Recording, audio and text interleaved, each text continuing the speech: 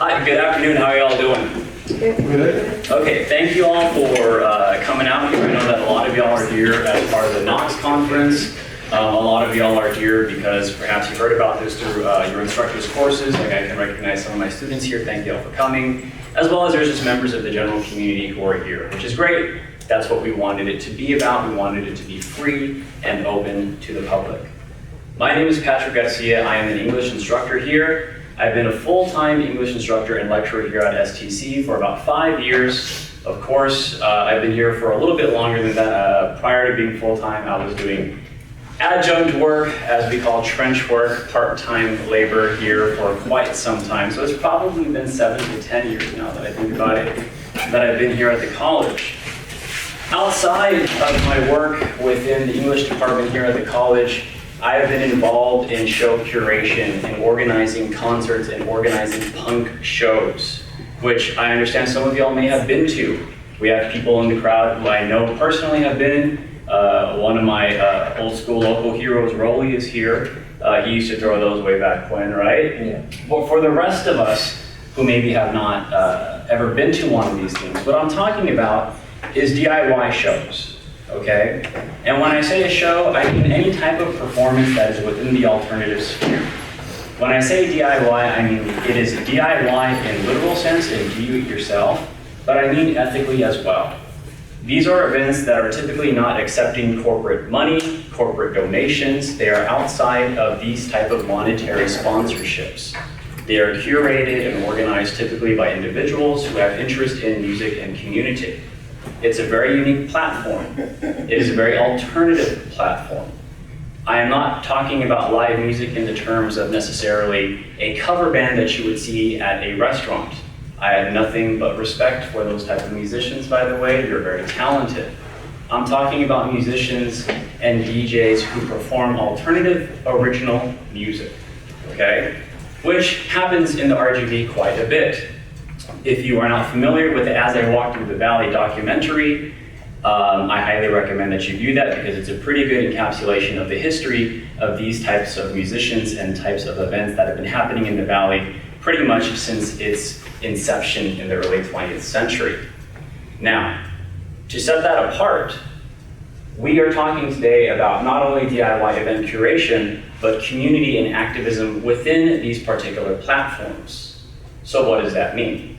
Well, what I mean is oftentimes in DIY alternative spaces, a lot of times oppressed, historically impoverished populations tend to gravitate towards these punk and DIY spaces because these spaces are typically open and accepting of all sorts of people who live outside of the general populations or status quo cultures. With that in mind, a lot of these people within these communities have begun to organize with the interest of community and activism in mind. The people that are currently before you are some of my personal heroes that I've been watching who have been organizing within the past, how long has it been? Some of y'all have been doing this for 10 years now, right? And I'd like to proudly introduce you all to Ayden Castellanos, Denni Arjona, and Andres Sanchez, if we could give them a round of applause. Andres Sanchez to my far right, pronouns he and him. Andres has been involved in the RGB music scene for over 10 years. He started a label in 2016 called Universal Punk, or U-Punk for short. And along with releasing music from his groups, the label has also acted as an entity with which Andres books shows, organizes events, and most recently hosts a weekly podcast by the name of Blast. I will provide a link up at the end of this presentation for that, and it is its own fascinating historical archive of the regional music community in itself. A treasure, in my opinion. Andres' writings have been featured in Texas Monthly, amongst other publications, and his work is largely inspired by the belief that as a participant in the RGB music DIY community, one has a responsibility to give back and to contribute.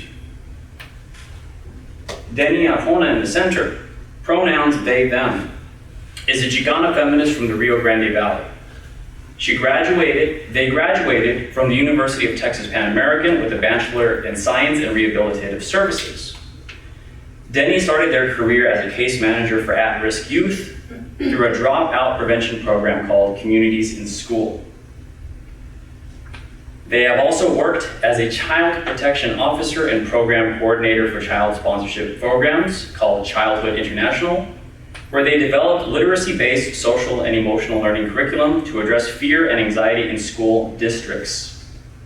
Since the wake of HB2, which is something that we should all perhaps be thinking and be concerned about, Denni has dedicated much of their personal time to reproductive justice advocacy in the RGV. Denni is a founding member of the South Texans for Reproductive Justice Group, which organizes various local reproductive justice events. Ayden Castellanos, to my right, started his community work shortly after testing positive for HIV. He has worked at the local level with the only AIDS service organization in the RGV as an educator, counselor, and program coordinator. He has also spoken at the state and national level about prevention methods and to deconstruct stigma around HIV. In doing this work, Ayden learned that sexual wellness is one part of liberation for all people and has supported efforts surrounding reproductive justice, queer liberation, and beyond. Ayden is a 27-year-old RGV native, which I believe most of us are here, right? Perhaps. Okay. So with that said, I'm going to be moderating these organizers, and I am also going to be taking questions from the audience. Now, if at any point you have questions for any of the curators above here, simply raise your hand and you will be allowed to ask them a question. I'll go ahead and start this off by asking some questions to them, and I'll sort of address you all universally and we can just go down the line, okay? So the first thing I wanted to ask you all is, how did you all get involved in DIY show booking, event curating, organizing? Ayden, we can start with you. Okay. So as Patrick mentioned in my bio, thank you for the introduction. I tested positive for HIV in 2014, and I actually was pretty late into my diagnosis when I found out. I waited too long to get tested, essentially. And I had received an AIDS diagnosis. So I was really scared, super shook, and I decided that I wanted to get involved in the work of prevention and awareness. And so I started kind of developing my own idea of an outline for a support group. And I took it to the AIDS service organization, also known as Valley AIDS Council. They do free HIV and STI testing if you're interested. And I took it to them, and I was a patient at that point. I said, I want to do this, can y'all help me kind of organize this? So we tried. It didn't initially work at first, and it's something that we adapted years later. But I eventually was hired there as a caseworker, not like an official caseworker, but definitely that's the type of work I did. And in working there, I decided that it was something that people were talking about, I guess, on a large enough scale. We had the news releases, we had the interviews on like Channel 4 and 5, but I thought that we could approach this in a different way because the community that was being affected by HIV the most were young adults aged 18 to 24. And so I thought, how can I reach these people where they're at? And at the time, I was 18 to 24 years old, which I'm not anymore, but I decided, I hang out with these people on my weekends, on my free time. I know where they're at, I know what they're into, like why can't I take this message to them instead of trying to just bring them here to where I'm at in the clinic or on a testing site or what have you. So I think my first event was actually at Video Cultura. Patrick was really kind enough to let me use the space. And at the first event I threw, I think it was called, was it the Sailor Moon or it was Shame on You. Yes. Yeah, and it was supposed to be sort of like a call out on, these people and systems that are supposed to take care of us, but it wasn't working because, these numbers were still too high. So it was, Shame on You, and it was a really cool event that we had, and it was like just live music, open mic kind of deal, and yeah, from there I just started producing more events. Does anybody have any questions for Ayden immediately for the time being? It was a phenomenal event. I had never even fathomed doing something like that. I used to book at a music venue downtown. I no longer book there. And Ayden approached me in 2015 about hosting a dance party / open mic to help sort of derail the stigma of living with HIV. And as somebody who's, I believe everybody here, has either been tested or who has thought about the realities of living with HIV, I thought it was an excellent event. And I still do think we need more events like that, And so it was mind-blowing, it was an excellent event. And it was fascinating to see people within the context of what would presumably be a show or a party or a dance-like event, sort of transcending dance and fun, but also thinking about these very deep issues and stigmas. So that was awesome. Okay, Denni, how did you begin organizing, and how did you start to infuse your activism into these platforms? Hi, Denni. So my activism kind of came at a very difficult time in Texas.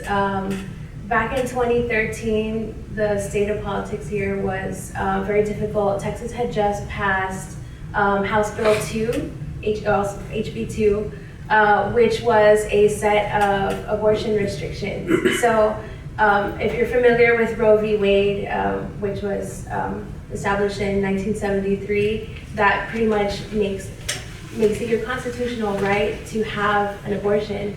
But lawmakers try to still limit your access to abortion. So even though it's legal, they try to put barriers in place to just make it harder and harder for you to access that health care.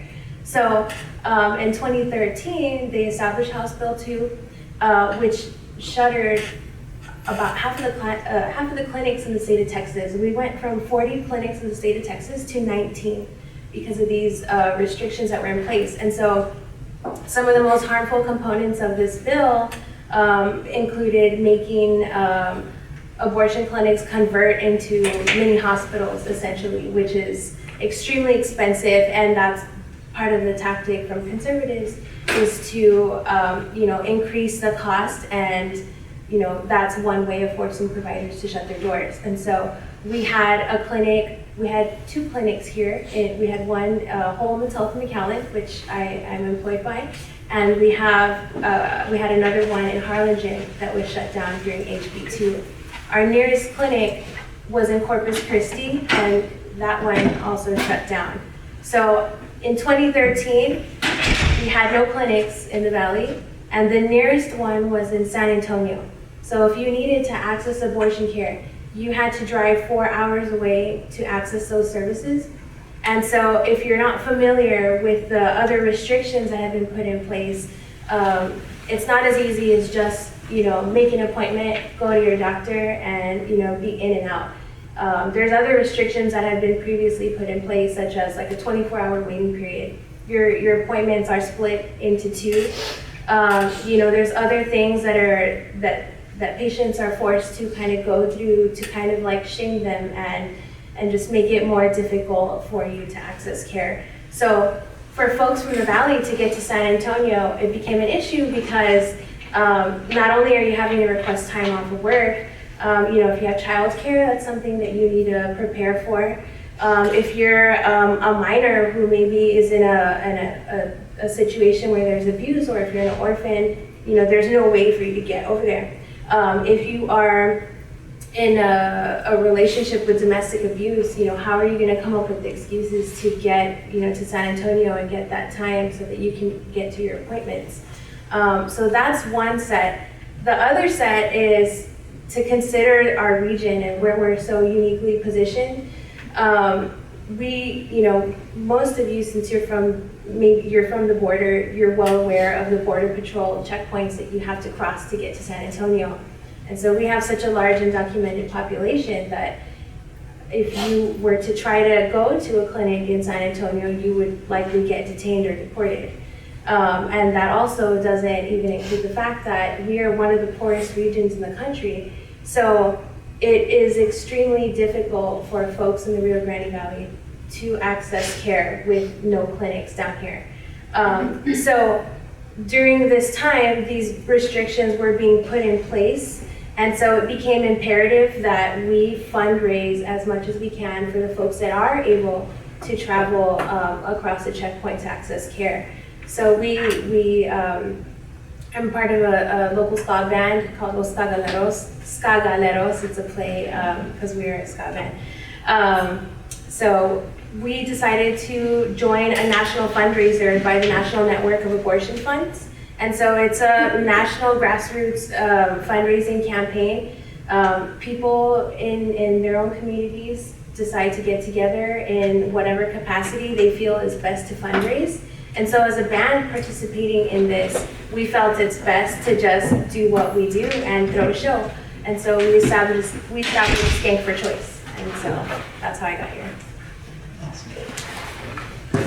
Denny, real quick. So with these clinics, aside from abortion care, they provided all sorts of other services, did they not? When they were shut down, right? Mm-hmm. So like some of those services would have been like a STD test, birth control, et cetera, Right. Right, contraceptives, emergency contraception. So it really just creates a total barrier to overall health care. Right. So if you're undocumented, if you're low income, and you're not even looking to get an abortion, but if you're looking to get emergency contraception or STD blood work, these clinics were shut down virtually almost overnight, right? Right. Okay, great, thank you. Andres, so what got you into DIY booking, and how do you perhaps take these elements and how do they influence the way you book and curate shows and your programs? So I guess with like everybody at this table, I saw a need for something. It's not as I don't know the word is demanding, I guess.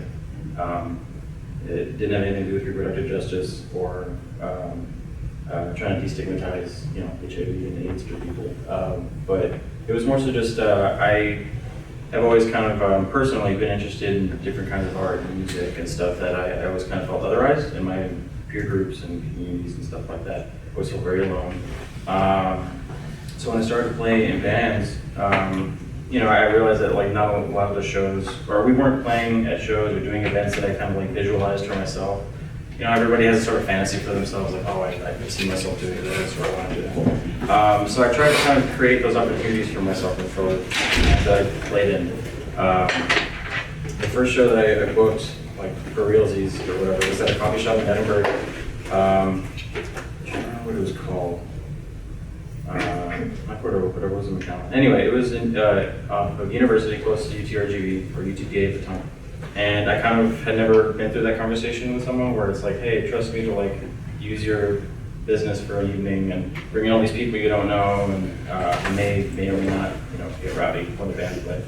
It's a big risk. And yeah, I kind of just wanted to create a different kind of environment, something that wasn't a bar, something that wasn't necessarily like a house party where there is a little bit more of an element of risk in the sense of like, more things are available at house parties, things that you don't necessarily find out in public. And so, I did that. I saw a need for something and I decided to try it out myself. No one else is doing it. I think everybody likes being late to a party. It's really easy to do that. You don't have to kind of like be by yourself. You don't have to feel vulnerable, I suppose. And I still definitely feel that. I'm like nervous now, actually. But I realized like no one was doing the things that I wanted to do or that I wanted to see happening, and so I just kind of took it upon myself to start booking shows. It's kind of what I applied to like everything that I do, from music to the booking to the podcast that I run. The first thing that I ever did, actually, the way I got to meet Patrick and a lot of other musicians in the scene in the very beginning, I had a music blog back in the day. Before, they all kind of got absorbed by Pitchforks and Rolling Stones and all the big websites. Just a small little indie blog talking about songs that I liked. I posted an MP3, people would download it and check it out. And then I started going to local shows and learning that local bands also have CDs and they have all this stuff and they are valid, real musicians doing like it seriously or whatever. And so I talked about that stuff. And yeah, it's always kind of been that I see something missing. I should do it myself. I kind of took the idea from this musician I like named Steve Albini. He's from Chicago, plays in a lot of bands, usually in like the rock, noise rock, kind of more abrasive stuff. But I was listening to a conversation that he had some years back when I was first playing in bands, and he was talking about how when he grew up I think he was playing in like the late 70s, before the internet, before cell phones, before all that stuff, back when it was like literally like copy and paste kind of like music scenes and things like that, very DIY, super DIY, like very little resources, especially if you're from a lower income family, or from a queer POC peer group or group of people. And yeah, they basically have to fend for themselves, like make stuff happen. Like they would pretend to be a label and call record stores and be like, hi, we have like 100 of these. We're this super famous label. Like, you want to buy this, right? Okay. You know, like having a fake it till you make it sort of thing. And yeah, I think I'm rambling, but that's kind of. No, there's a lot of very important ideas here. I like that you brought up the fact that a lot of the shows that you book tend to be outside of spaces that serve alcohol, right? Which is, again, a lot of times within this particular DIY community and in the punk community or in the queer community, which to me all intersect each other to a degree. A lot of times traditional spaces, traditional bars, traditional restaurants rejected the idea of having bands perform original music, right? There was a lot of, as Andres said, there's a lot of risk involved. There's monetary risk. It's like we don't know what's going to happen if kids start flailing and moshing and knocking things over. That's a lot of insurance policy. So XYZ, no, you're not allowed to play here, right? At the same time, historically, while there have been queer clubs and LGBTQ clubs and alternative clubs in the Valley, a lot of, again, non-traditional, a lot of traditional spaces simply did not allow these populations to organize there, right? And so what are these populations historically, POC, historically queer, historically punk, or all of the above, and they intersect, what recourse is left for them to do but to choose these alternative spaces, these non-traditional spaces, right? Coffee shops, hotel lobbies, house parties, queer clubs, right? Whether punk or not, right? And so these are the types of spaces and types of events that we are talking about today, right? And so thank you all for your contributions. And I have more questions, but I wanted to see if anybody here in the audience had any questions for Ayden or Denni or for Andres for the time being. Yes? Would there be any way for like one of us to know when this next event is going to happen and where? Like whenever you guys set up another event? Like another show or Yeah, in general? Yes. So most people use Facebook for that sort of thing because they've already kind of built it in, the events section or whatever. But a lot of people hate it. I hate Facebook. I didn't even know that was an option. Right, yeah, exactly. Yeah. So this thing that I started doing a month ago now, something like that, just called RGB Show List. I have an Instagram account for my label, U_punk, and every Monday I post a list of all the shows coming up throughout the valley. I list like what town it's in, what time it starts, whether you have to pay money, how old you have to be to get in. Most of them are all ages, but every now and then there's like a bar or something like that. So every Monday I release shows from Monday to the next Sunday. You'll find out what's happening in the upcoming. And it's on your Instagram, right? Yeah, I ideally want it to be a website, so something that people can use outside of a social media platform, but for now it's on Instagram. And his Instagram is right. Oh, yeah. And it's just to be transparent, are you getting paid for this work? That No, losing money probably. That's all right. So it's a labor of love, it's community minded, and again, the types of events that are listed, he's not, excuse me for presuming, but I'm not assuming, I can presume that you're probably not going to list the ZZ Top cover band that's playing at the Island this weekend, right? They asked, but I said no. Okay, I love ZZ Top, right? But again, these are events that are alternative, that are underground, that are allowing platforms for original musicians and historically oppressed peoples that are still experiencing to degrees these types of questions, right? So it's a labor of love. Sure. They also don't. I also don't exclusively list shows. For example, Ayden has a party called coming up tomorrow called Hotex that I put on the list as well because it's music related. It's a party that people can go and hang out at. DJs have asked to list their events where like there's no real performance. You're kind of just like there and the music is around you. You can do whatever you want, you know. But yeah.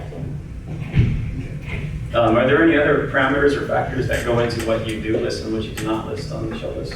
You don't mind me asking? There's. What do you mean? Well, for example, if I'm in an original band, I could surely get listed, right? Yeah. Would that be it? Or?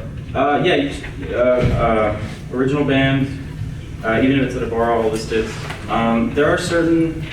And this, we can go into a bigger thing with this, but there are certain folks who I just personally, that do things and are active in the community who perhaps I disagree with ethically or on various other issues that I don't think are conducive toward the growth of the community or the safety of people, and I don't list those events. That's it. That's really the only Okay. for it. Okay, that's great. Excellent. Thank you for asking that question. Does anybody else have any questions for the time being? Yes? In general, for anyone who wants to answer, but like, how do people get involved, or like, how would you recommend people like to start creating their own shows? And then two, how can people support you? Like, because y'all are doing this work like on your own, and then so how can people support you in the community? I think just asking, we'll chat, like, for all of your questions, just ask, like, starting your own show. Like, the very first show that I did, I had never organized a show, not even like a party. I would just get invited. No, but, so like, I had never done it before. And I had this idea, this Shame on You event, and I was like, how the fuck do I do this? Like, where do I even start? And so I literally, I wrote out a list. I was like, what do you need? Like, think of every detail. I was like, I need a space, I need entertainment, I need, I just went through the whole list, and I was like, who do I know in my community, in my circle, that I can like either ask for these things or ask, do you know someone who has these things? And so, I mean, luckily I knew Patrick already, so it's just a matter of like putting yourself out there and asking and being really transparent. I said, hey, this is an event that I'm doing, like, I'm not trying to make money off of it, like, it's just like an awareness thing, and like, can you help me out with this? And I mean, you're gonna get some no's, but you're also probably gonna get some yeses, and so just keep asking and be Nesio until you get an answer. And I mean, that's me, she's real Nesio, dude. So yeah, I just ask really is like the best advice I can give. And as far as helping, like offering the help and like saying like, hey, I really like what you're doing, like, do you need help with anything? Like, how do I get involved? Like, can I be a part of the next one? And more than likely an organizer is gonna tell you yes, because it's a lot of fucking work to put on these events sometimes. After that, if you don't want. To add to that, sometimes folks don't have the time or the resources to either physically help out that way. But one of the things that I think makes all of this sort of work, because we're talking about a DIY community, it's not relying on money to pay for social media ads, Instagram ads, Facebook ads, and things like that. Ever since they introduced the algorithm and took away a chronological feed where you could literally just see everything that came out in a day, you'll see everything. It hasn't been the case like that for 6 years. Anyway, people who don't have those sorts of resources but still want to help, the best way to do it is to literally tell somebody about it, to spread the word. The way a lot of this works is you have a community consciousness. Part of what I think, going to the bio that Patrick read, the responsibility that you have as a member of a community is to be aware of what's happening. You should know who's doing what, how, and basically, if someone were to ask you a question about your community and what you're doing, you should be able to answer that for them. Like if you're in music, or if you're in reproductive justice activism, you should be able to tell them like, oh yeah, this person does this, you want to talk to that person, you should go there, it would cost this much, or whatever. And so yeah, literally just spreading it is a share, or literally just telling somebody like, hey, you like music, 15-year-old cousin, like, you want to go see a band? Check it out, this is happening. It goes a long way, it really does, because everyone has a sort of like vetting process, especially with social media. You see someone who like, you generally trust what they say, they don't really say a lot of bullshit, excuse me. You will read or believe whatever they tell you, whatever they post. Same thing when you recommend something to somebody. It's coming from someone you trust. And so, I think that's it. Yeah, sorry, kind of got a long message. I think you brought up something that, like, you said vetting. Yeah. And I think for something like Skank for Choice, that's one of my challenges in recruiting help, because since this is like a pro-choice event, that's not going to sit well with everybody. So as much as I would love to tell anyone and everyone to come help out with this event, there's also a safety concern in doing that. So I feel very fortunate in that all of us, or a good majority of us, are well aware of who one another are, like, within the community. We're so well connected.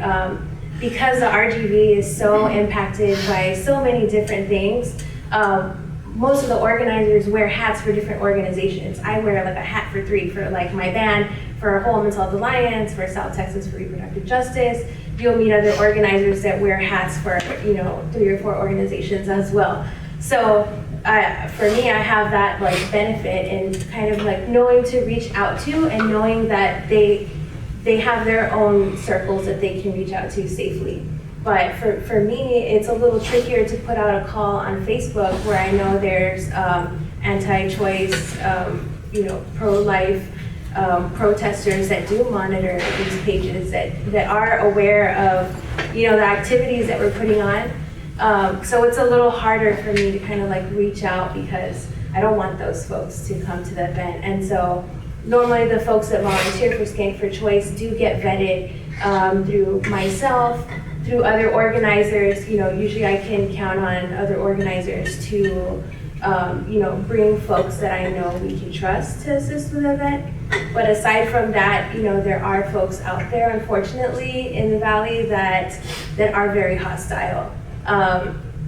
I've been a clinic escort at our abortion clinic for the last 6 years, and in that time, I've met all kinds of folks from the other side that are very dangerous, very hostile. I've been assaulted by multiple protesters while trying to help patients come into the clinic. And even last year, someone attempted to set our clinic on fire. So we see all kinds of folks that are, right here within our region. So that definitely makes it a little challenging to recruit support for this type of event. But like I said, I'm glad to know folks like these guys, Patrick, other amazing organizers that do have very safe pools of volunteers that are ready and willing to help. And so the best method for myself is making sure that I have those good relationships with folks to access other like-minded individuals. Hit us up. Yeah, and I just want to say that, like, it's complicated because a lot of this is a labor of love. I understand that some of us work with organizations, but so much of this emotional labor just comes out of our own passion, right? And so this is not like if I'm working at an established awesome venue where it is my job to book, it is my job to curate, and I'm being paid, and there's insurance policies, it feels a little easier. But a lot of us don't have those resources, right? I used to literally own a venue, and even when I had that, there was tremendous passion and labor that you had to put in over time to realize, who am I booking? Why am I booking them? Is this band going to bring a crowd that is going to be ultimately safe for everybody involved, right? You don't know who you're working with a lot of the times, and so as literally all of them have said, it kind of comes down to trust, it comes down to ethos, it comes down to just sort of having a sense of trust with these community members, right? And that's not something that you can develop overnight, so it can be problematic sometimes, it can be rough sometimes, it can be very strenuous sometimes, because nobody wants to put people in a position of danger or harm, right? And so it's a very difficult and emotionally draining process sometimes, right? So it's like, again, a lot of times this extra work is just a labor of love ultimately. You're not getting paid for this, you're not getting rewarded. If anything, you're being put at risk when you're doing these sorts of things, right? And it's just the way it is. And it seems to, it looks like it's going to be like this for a long time, right? But now more than ever, we need to develop a sense of that. Okay, that's it. Sure. Also, the sort of like element of trust that we're talking about in the work that we do may seem exclusive to people. There's a lot of folks who have personally like said things about me and the events that I do, like, oh, he doesn't work with certain people. And it's like, well, yeah, those people suck. There's a reason I don't work with those people. But for people who are newbies, people who have never been to a show, don't know any of that sort, or never just go to any sort of like, people who are not familiar with what you do in your community, and they want to be a part of it. You do kind of, as organizers of people who book stuff, you do have to take a risk and kind of like let somebody in and give them a chance to prove themselves that they are not, I guess, a threat to what the community stands for, and what they, to a threat to the growth, to the existence of it. And I think everybody kind of learns that over time. We're in the wild west a lot of times when we're organizing and announcing events. This is not like an apartment complex or a job where you apply and they do a background check on each individual who's applying to go. When you purchase a show ticket and you get that wristband or that stamp or that X on your palm or your hand, it's kind of like, we trust you.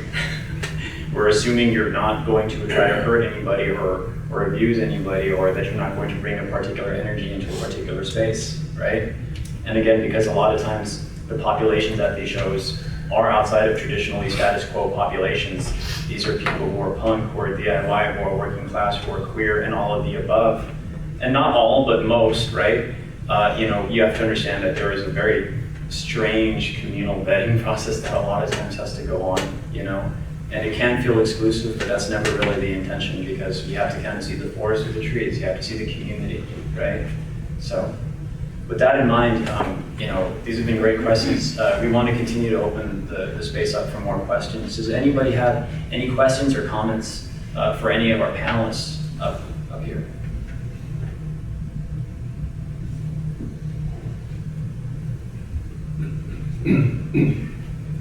I have a question. The music scene, do you consider sometimes maybe making it commercial? Meaning, getting something out of it so that you can make it popular in a way that people see it as entertainment, but under the current, you still send the message and you still get money. You know what I'm saying? Like make a living out of it? Because, no, well, not necessarily. If you, for example, if we create, an event, and you say, well, I only cater to my people, or these people, or this group. And I want the other people here, or, sort of like that, right? Then eventually in time, as time goes by, the people who participate, they grow older, and then they just disperse. In fact, you might eventually say, you know what, I'm done with this. That's the phase of my life, and that's it. But if you instead say, well, I'm gonna use this, organizing thing that you do as a viable commercial thing, so that other people come and they think of it as entertainment, just entertainment, because most people just want to be entertained. They don't want to get involved in personal conflict or personal, stuff. They just want to go there and have a beer and have fun. They'll pay and they'll buy hot dogs and whatever, and then they'll just leave, But if you, to those people, if you just try to pound a message in, they're like, you know what, I'm not here for that. So, back to the point. You see, Why haven't I done that? if you would make it commercial, but disguised. How can I say that? Do you understand what I'm trying to say? Yeah, totally. I've thought about it many times, and my parents and a lot of people who aren't involved necessarily in what I do have always brought that up. Like, you put so much work into this, you lose so much sleep. Why aren't you making any money off of it? Or why isn't it more, commercial, the way you would phrase it? I don't think the ratio is quite the way you're thinking. It's not so much like excluding a majority of people and only working for a small amount of people. I actually have a very broad audience for what I do. However, to your point about these shows and this music, I guess, being a form of entertainment can also be informative, I believe. And a lot of the local artists, anyway, in my experience, write from their personal experiences. A lot of their art is derived from the things that they have felt and seen and heard. And in the Valley, that's very violent, and there's a lot of intense things that are put into people's art. And so, more than ever, we live in a time where that is at the forefront of what people do. They're not necessarily sacrificing their ideological or ethical standards or whatever for what they do. They're uncompromising. And it does come at a sacrifice in the sense of, like, yeah, you're not going to get the audience that Taylor Swift has. She makes stuff for people to play in coffee shops and do their homework to, and that's fine. That exists. I don't feel like I'm denying people something that already exists. Like, what you're describing is the majority of the way the music world exists. The music industry, Spotify, TikTok, that is huge. And if people want it, they do not have to work very hard to find it. Whereas a community like the one that we have and the stuff that we do very much has to struggle to find exposure, to find a community that will support it, that will keep it alive. Because like you said, the turnaround is very quick. About a decade, it's a good average. Grande has seen several generations of people come and go through a music scene. It happens, life happens, people's priorities change, people get kids, or they decide they want to do something else, or they can't. You know, there's circumstances that prevent somebody from continuing. There's like so many reasons that happens. And I'm not necessarily concerned with, I mean, I am thinking long game, but I'm not trying to alter the way that I do stuff to perhaps ensure that. I'd rather be happy and feel good about what I do now, that it meets my sort of standards, I guess, if you want to use that term. Because I think it's appreciated, not just by myself, but by the people who are taking it. If it's smaller, I think that's okay. I think it will exist and be this beautiful thing for the people who have experienced it. You know, if it doesn't exist tomorrow or the next few years, then I did my best while I was there, and I'd be happy with that. I'd feel more comfortable with that. Does that answer your question? Yes, I chose you to ask you that question because music is universal and everybody likes music. Oh. The other subjects you talk about, are very difficult. Very difficult because it's by nature they're divided. You can't, unlike your program, which can bring people together even though they don't share the same ideas. These other topics, or how do we say, these are divisive by nature.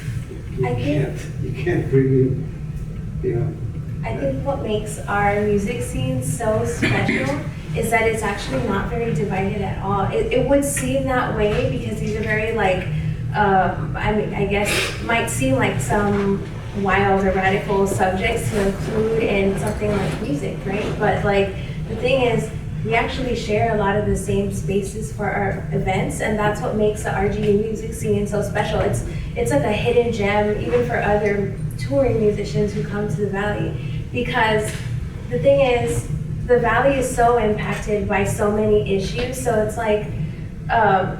we have border wall stuff, immigration stuff, reproductive justice. There's just so many elements that intersect here, but we actually share that space together because we're kind of all in this together. Now there's for example, Skank for Choice is an abortion-specific fundraising event, but it's also within the same community. So the same folks that might attend some of Andres' shows might attend some of my shows, and vice versa, because a lot of folks just care. A lot of folks do care about the musical aspect of it. People are like, heck yeah, I'm gonna go get a beer and I'm gonna fund abortion while I do it, and I'm gonna enjoy the bands that are playing because they're vocal. And the cool thing is, I know you mentioned there's a generational shift, but I think the beautiful thing is that there's always new talent constantly emerging and coming to the scene. And Patrick actually referenced a documentary at the beginning of this panel called As I Walk Through the Valley. And it really captures the history of music, not just what's happening now, but what's happened years before us. And so some of the folks that are featured in that documentary are still very active in some degree now, and there's more folks that are inspired to take that torch and carry on. Even from Skank for Choice, there's another person, Catherine Torres, and she is amazing. She created a very similar event called Justicia, and it's actually for the heavy metal community. So something is always emerging, there's always something happening, and so whether something seems too extreme or too radical, the folks that attend these shows really want to be there and are actually there, not to enjoy the music in passing or as a background thing, but they literally show up and come and dedicate their full attention to the musicians and really just take in and enjoy that experience. And that's what makes it so empowering, and so, I don't know, everybody's just so united in that experience.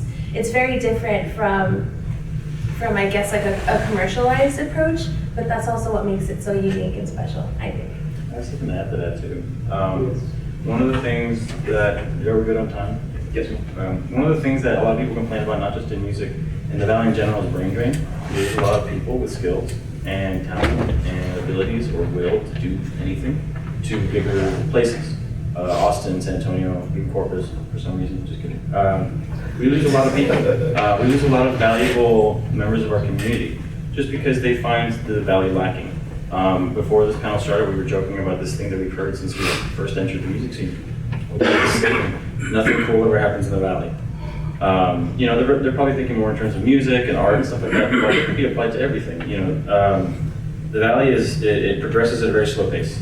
You know what I mean? And there's a lot of forces trying to keep it there, both local and abroad. You know, so when a community can find something that's perhaps niche or more limited in its scope or more specialized, it's very valuable to have that here.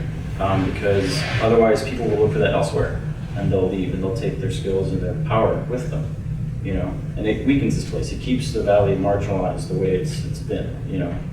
One day we'll have that bullet train and people will come here for shows, I guess, but like in the meantime, there's a lot of value in the kind of work that we do, I feel, in terms of like literally sustaining the community, keeping people around because cool stuff like this happens, you know. One last thing that I want to say. In reality, we have not a lot. Because, as you mentioned, you know, back in the 60s and all that, compared to 40 years ago or 50 years ago, you couldn't even think of these things back then. You know? So for all of you to be doing this today, it's great. It's that, because now you have places where people accept it. There's even though other difficult subjects and topics and things, it's out in the open. Because like 30, 40 years ago, you wouldn't even dream of saying, you know, things like that, even much less gathering somewhere. You know, so in that sense, it's great. You know, even though there's people who agree and people who disagree, you still have managed to build it. Stay, I guess. So in the future, probably it'll be bigger. It'll be better and be more. I would say it'll reach more people. You know. Yeah. But back then there was. Nowadays you can smell fire everywhere and all that. Back then you just couldn't do that. I think that maybe, yeah, well, I guess I'll say again that you should really check out that documentary, As I Walk Through the Valley, because it really captures that history.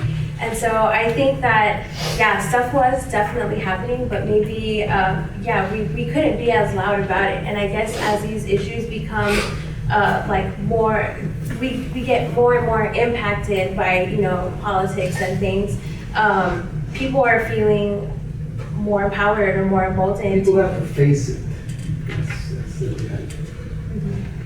It's like, you know, there is a reason why a lot of these communities were called underground. Right. You know, because a lot of times they were either subversive on purpose, you know, or they were not, you know, trying to be subversive, but the status quo just rejected it, you know. And so a lot of times there were plenty of punk bands and queer parties that literally existed underground, right? You can hear about disco parties in New York and underground bathhouses that literally was the only place where they could throw them, right? Or here in the RGB in the documentary, like, you know, people hosting shows in God knows where just simply to be heard, right? The intention, I think, is everybody wants for their music and their ideas to be heard, right? But the reality is a lot of times the status quo does reject. And so we are then dealing with this reality of being underground once again. And we've been underground, unfortunately, for so long. It's like, we don't want to be underground, right? But to move forward, I believe, Esther, you had a question? Y'all kind of said everything that I was going to say in response to that. Okay. But I guess I got another question. Like, do you think that not you saying, but I did know, right? Because we're so marginalized, because there's so many Catholic religions here, there's so many churches, everything is religion-based, and we live in a very, non-modern, like maybe behind time. Do you think that contributes to all three of your shows and people like going towards it and navigating towards something they feel more comfortable with? Political issues, abortion rights that their parents and families may not go, like, does that contribute to all three of y'all's events? I mean, I would, if I'm understanding your question right, I would say that I certainly hope it does. So I'm throwing a party tomorrow called NACCS, and it's a queer dance party. And right now there's only 2 gay bars in the RGV, in the entire RGV. We're a population of about, 2 million people. There's one in Harlingen and there's one in McAllen. And they're both not part of any like nightlife district. The one that we had in McAllen is not there anymore. I don't know if they're moving, if they're closed permanently, I don't know what's happening. But like taking that into consideration, for queer people, like especially queer people in Catholic families, we know a lot of the time that can be really hard. And so I would hope that that would contribute to them seeking out an event like NACCS and seeing, there's this space that's being created for me and for people like me and for my community where I can just go and just have fun, because sometimes simply existing somewhere is like a political act itself.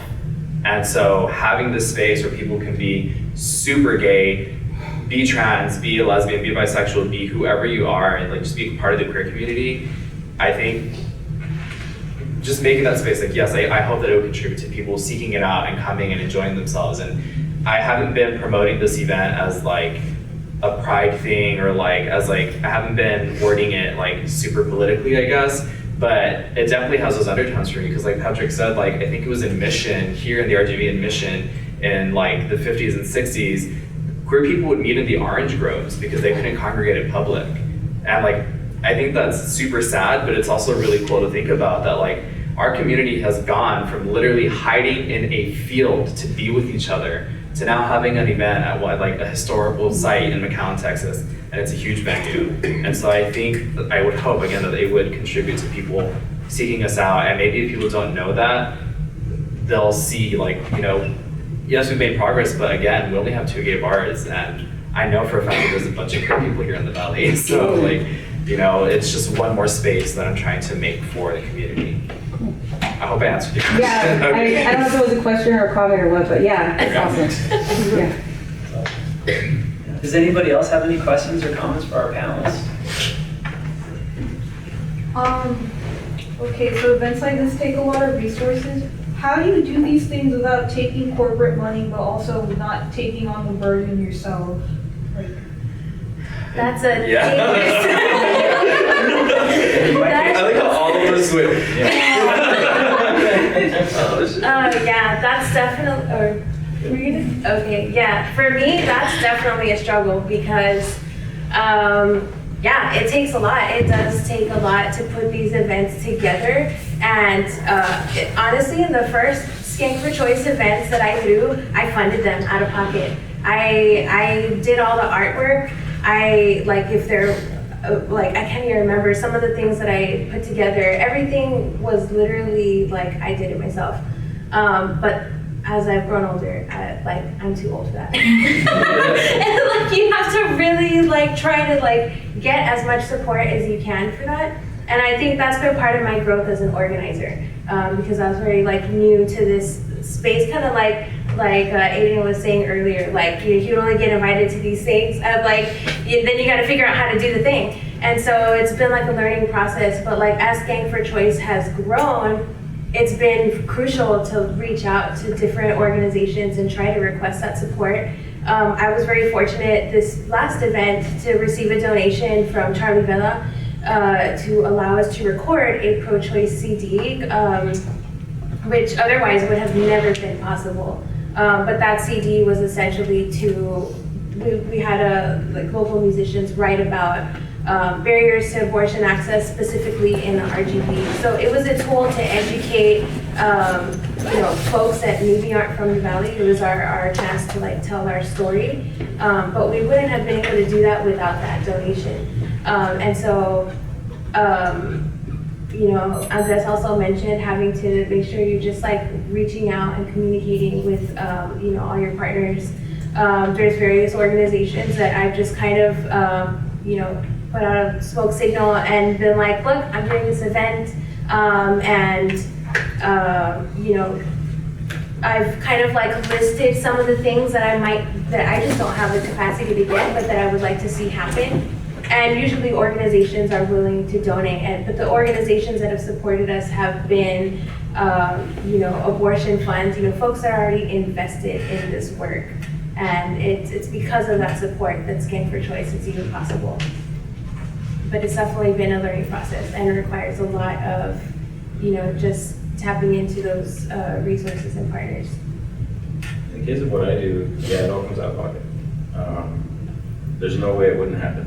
There's no way it would happen if that wasn't the case. Not that I haven't tried. I've had people come to me and offer me, partnerships. So they have businesses or they have money somehow, and to have a say in things. But maybe this is the Leo in me. I don't know. I like to do stuff alone. I can trust myself. I can depend on myself. And for the time being, that's working. It means more exhaustion on my part, but this work means a lot to me. It's not so much for me to have a good time at a show. If it means I have to be exhausted the whole evening, but someone who has never been to a show before has like the best night of their life, that's priceless. You know what I mean? That sounds like a commercial or whatever, but that's really what it is. Like, this means that much to me.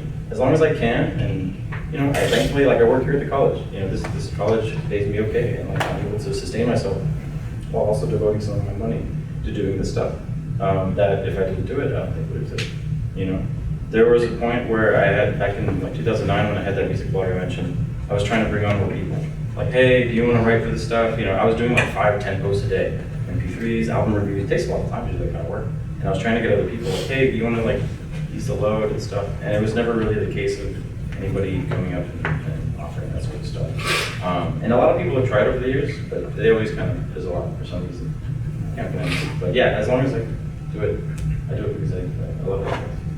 I think if there's like one, I think if there's like one resource that I would like to have is like being able to pay out the bands well for the time that they spend doing this work.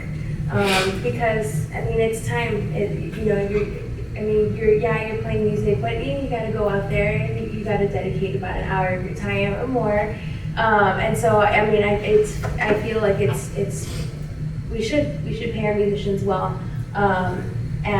But usually the way that folks get paid out is, depending on how many people come to your event.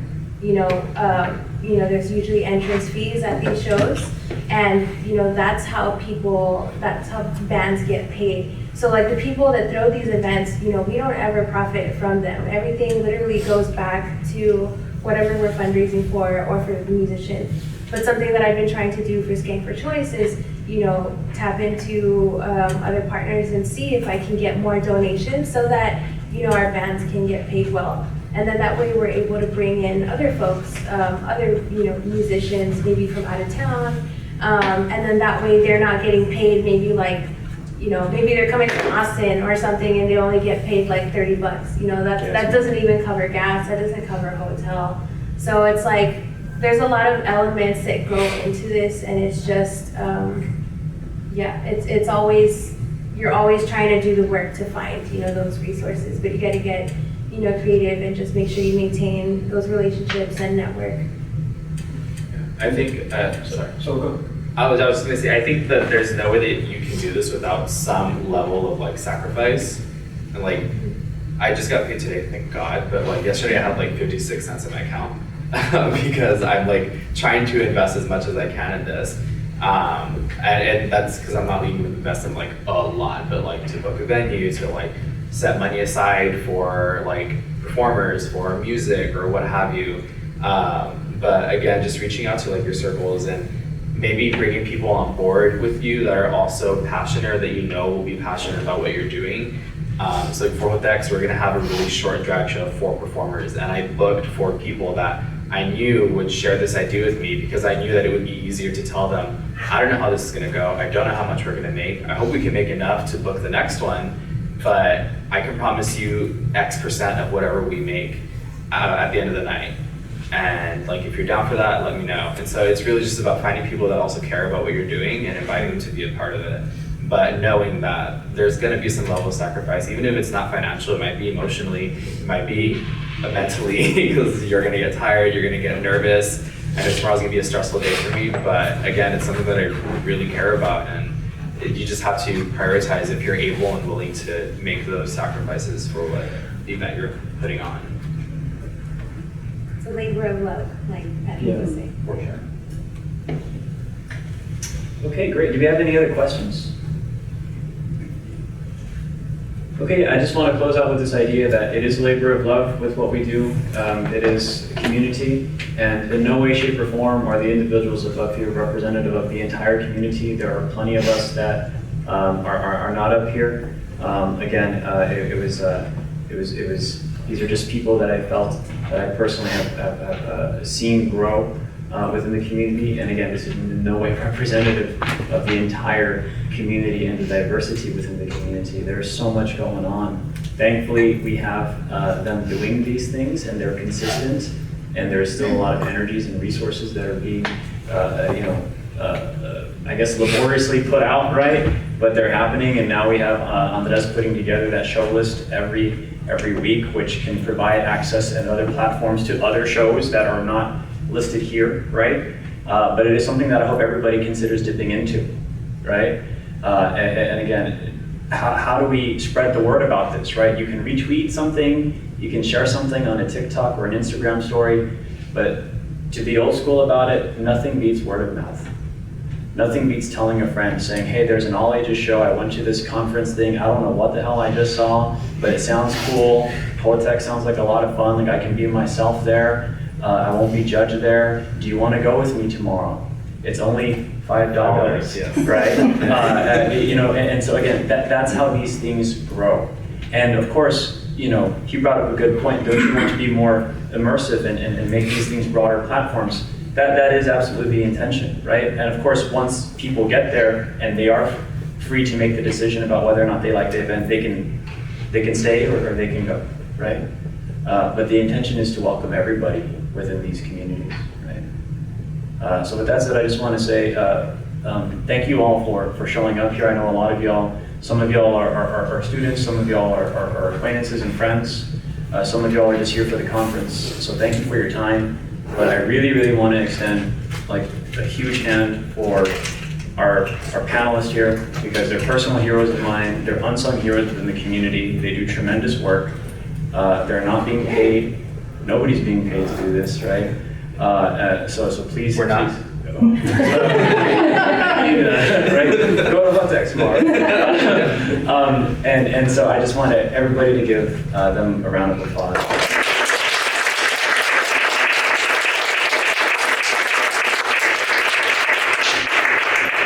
Pretty much out of time, so thank you all for coming out. Please be sure to sign in if you are interested in doing so.